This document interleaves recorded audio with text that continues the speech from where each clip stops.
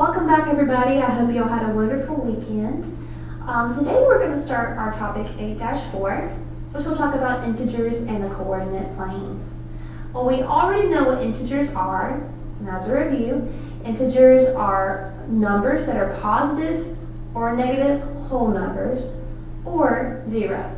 And we say or zero because zero is neither positive or negative, okay? But what are coordinate planes?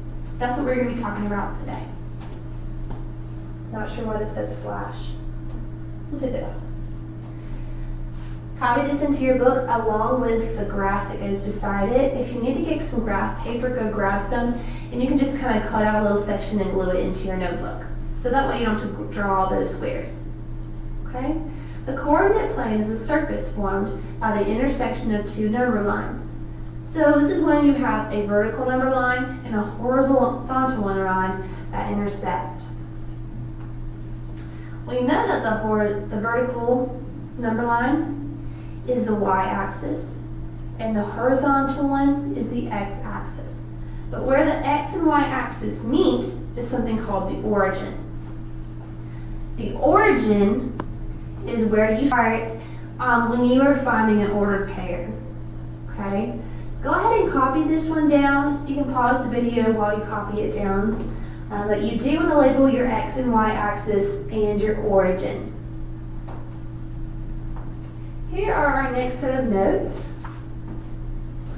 And again, if it says copy this into your notebook, it means copy it down. The axis divides the coordinate plane into four regions called quadrants. Now again, the axes are the lines that cross. The spaces in between those lines are different quadrants. There are four quadrants. So you're going to copy down these two sentences and the graph beside the two sentences. An ordered pair is a pair of numbers that describe the location of a point in the coordinate plane. So last week when we were working on those worksheets, we were working with a lot of ordered pairs. And for this kind of graph, since it only really goes to 4, I'm going to go ahead and give myself an example with numbers of an ordered pair. So here we have an example with variables. I want to give myself an example with some numbers as well. So if I were to do 2, -3, and this is an example of an ordered pair. Okay? For an ordered pair, you need to have the parentheses, otherwise it's just two numbers that are listed and it wasn't making any sense according to what we are talking about right now. Okay?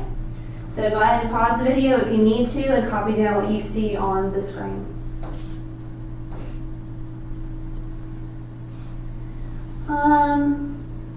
Okay, this is another thing that is something that's important and you need to know it, so go ahead and copy it down. I know we have a lot of notes today, but again, it's important, so we go ahead and gotta go ahead and put it down. You can graph points if you know their coordinates. When the x coordinate is positive, you move to the right. If it's negative, you move to the left. We know that because we've been working with the number line for quite a few years. We know that if we have a regular number line, like over here is negative, and over here is positive. And here is 0. Okay? It's the same thing with the y coordinates as well. Up will be positive, down will be negative. Okay? So go ahead and copy these two definitions down. We're about to get into some stuff in a second. Right now it's just words. Sorry about it. Alright, here's where we get to the good stuff. I'm going to graph this one for you guys, and then I'm going to give you a set of ordered pairs to graph yourself. Okay? So whenever you're graphing a point, you always start at the origin. That is the very center where both lines meet. Right now, we are given a set that says -2 and 1. What I do before, excuse me, I have the hiccups. Before I graph something, just to make sure I don't get confused, I go ahead and label each direction so I don't get stuck. So -2 is the first number. I know that this is an x. Okay? 1 is the second number. I know the second number is the y. Just like how in the alphabet, x comes before y, in an ordered pair, x comes before y as well. Okay? So the first number tells me to go either left or right. The second number either tells me to go up or down. Okay? So right here on this graph, you can see there's a positive 2 on one side and a negative 2 on the other. That should tell you what direction to go in, but sometimes it's not given to you. So we know that if it's a negative number, or a negative 2, it's going to go towards the left. And if it's a positive y, you're going to go up. Okay? So you're going to do the left 2 spaces, and you're not counting the number of lines, you're counting how many jumps you make. 1, 2, and then you're going to jump up 1 space. So negative 2, 1 is here. Okay? Now, I'm going to give you a set, and I want you to graph that one on your own. Let's do 3 and negative 1. So just like how I did, go ahead and label which number is for which axis, and also label which direction you're going to go. Okay? When you finish this one, check with the neighbor and see if they got it right and see if you understand it. Maybe your neighbor doesn't understand it, maybe they need a little help. So feel free to help out somebody if they get stuck on this part. Okay, copy this one into your notebook. Sorry, lots of notes today. A transformation of a figure. So this is where it's going to get a little bit more complicated and you're going to have to think a little bit more. A transformation of a figure is a change in position, shape, or size. And we've heard the word transformation a lot. We all know about transformers, so we know that you're changing either your space, your shape, or your size. Okay? The new figure is the image of the original figure. A reflection is a type of transformation that flops a figure across a line called the line of reflection. A line of reflection acts like a mirror.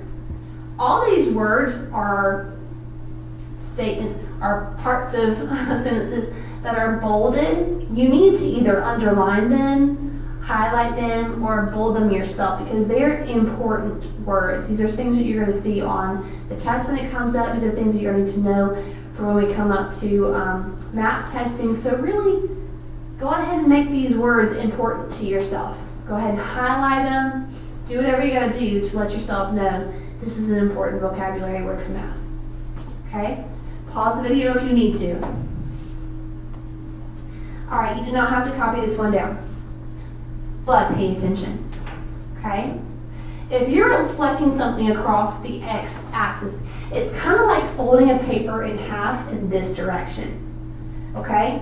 If you were to have like wet paint, if this is all like a wet picture, if you were to fold it in half, this is the image you would be getting.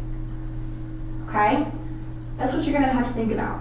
And so, if you're folding it across the x-axis, you're still going to get the same x numbers because it's still on the positive side of x, but your y coordinates are going to change. Okay? So instead of the y being, so right now we have, for the first space, it is 1 and 1. Okay? But when you move it down, you're going to have 1, negative 1, because it's going down instead of up. That's kind of how this will work. This is what we're going to be running into quite a bit the next couple of days. Okay? The same thing works with the y-axis as well. It's like you're folding a piece of paper in half that has wet ink or wet paint on it. You'll get the same image, just flopped. And here what the coordinates will look like if you were to flop it. Okay? This is what you'll be doing on the homework. So if you feel like you would like to copy down this image, that might be a smart idea.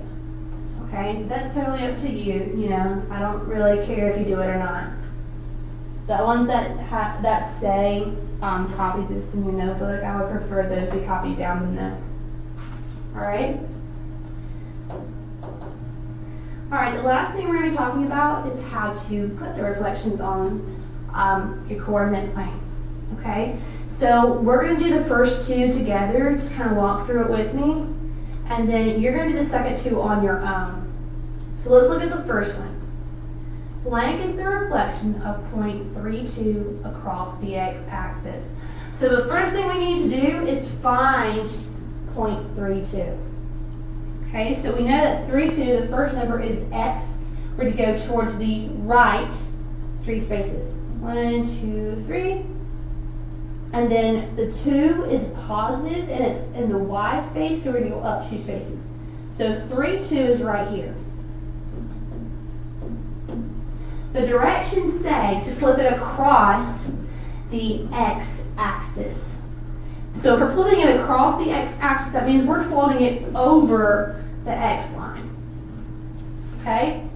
So instead of being up 2 spaces, it's going to be down 2 spaces. So your new coordinate is going to be 3, negative 2. Okay? And that's what you're going to put up here.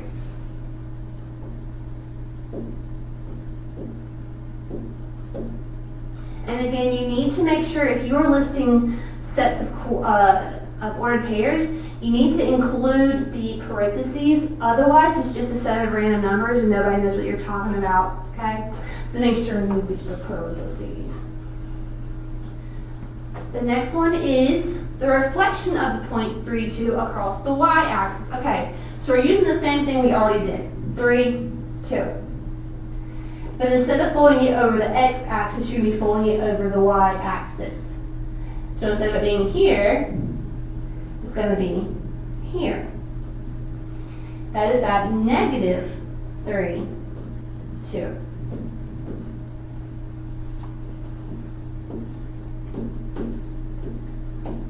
Okay?